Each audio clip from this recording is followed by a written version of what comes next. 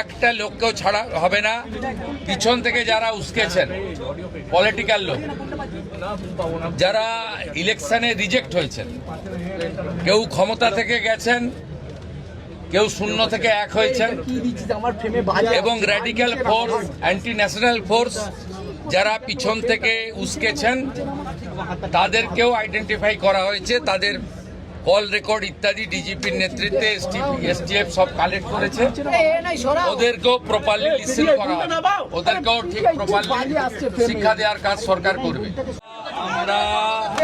আমরা শুধু বারুইপুরের ইনসিডেন্ট নয়, কোথাও এই ধরনের ঘটনা এই রাজ্যে যাতে না ঘটে তার ব্যবস্থা প্রথম থেকেই নিচ্ছি। আজকে এখান থেকে রাজ্যের সমস্ত থানার ওসিআইসি সিপিএসপিদের সঙ্গেও আমাদের কথা হয়েছে। আমি শুধু একটা কথাই বলবো যে সরকার ক্ষেত্রে যা করার করছে, এবং আমার সঙ্গে ওই আমাদের পরিবার, প্রথমত যে পরিবারটি ক্ষতিগ্রস্ত হয়েছে, একরত্তি একটি ছোট্ট কন্যা সন্তানের উপর পাশবিক অত্যাচার করে খুন করা হয়েছে, তারাও মিট করেছে। তারা নিশ্চয়ই আপনাদের বলেছে, বা না বললেও আমার জানার বিষয় নয়। আমি কথা বলে স্যাটিসফাইড, এবং আমার মনে হচ্ছে ওরাও স্যাটিসফাইড। আমি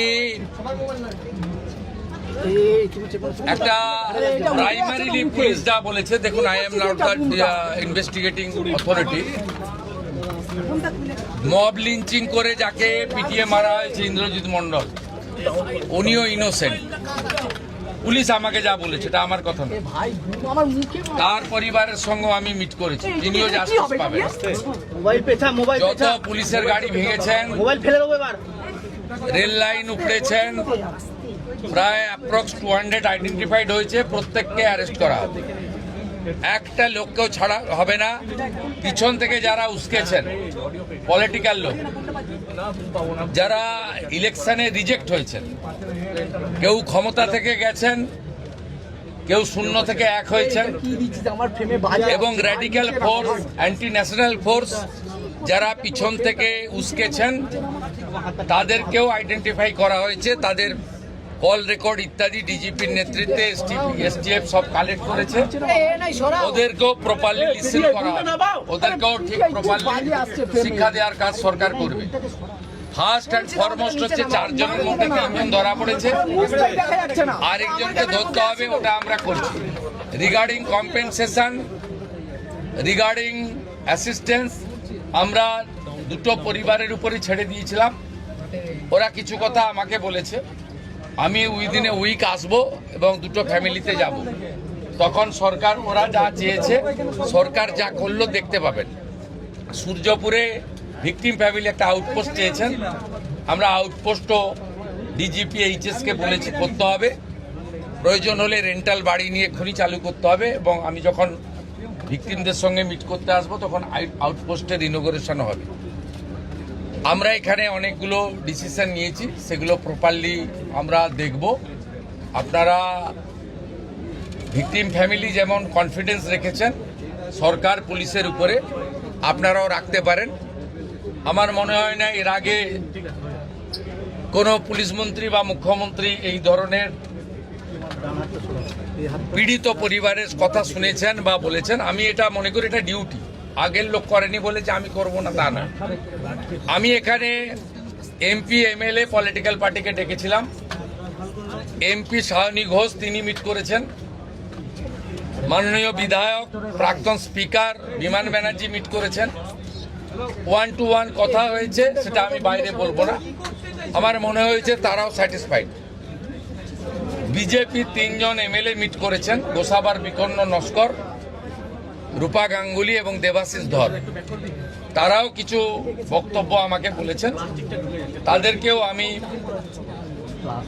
সরকার এবং পুলিশের কতটা প্রোগ্রেস হয়েছে ব্রিফ করেছি।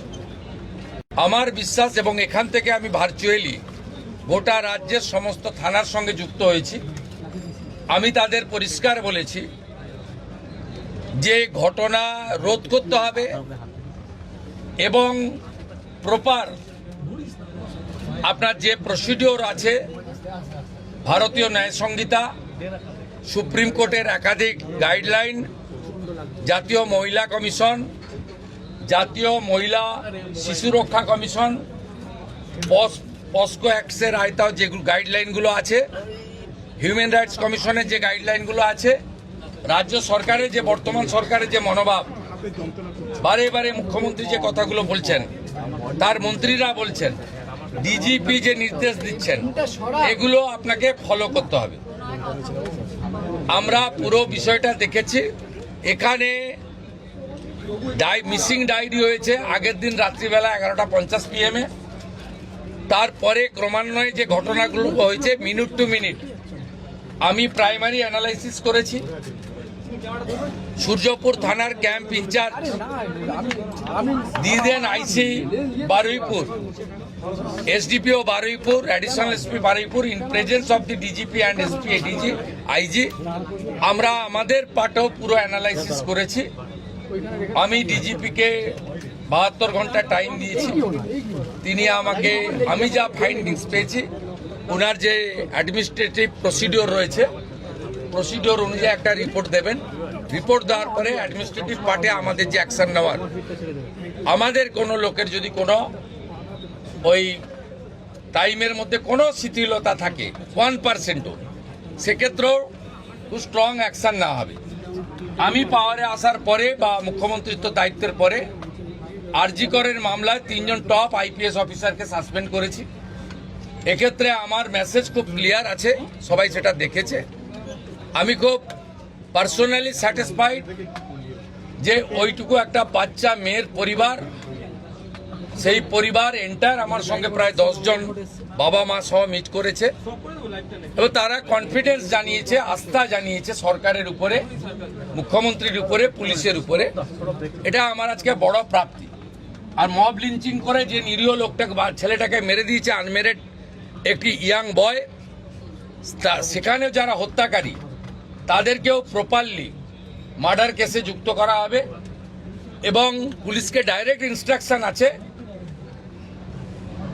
যে যারা যারা হুলিগানিজম করেছে পুরো দিন ধরে তাদের এগেনস্টে অ্যাকশন হবে। আমি এখান থেকে বাইপাসের একটি প্রাইভেট হসপিটালে যাচ্ছি, 3 জন পুলিশ কর্মী ইনজোর্ড হয়ে ওখানে অ্যাডমিশন আছে, তাদের সঙ্গে আমি মিট করব।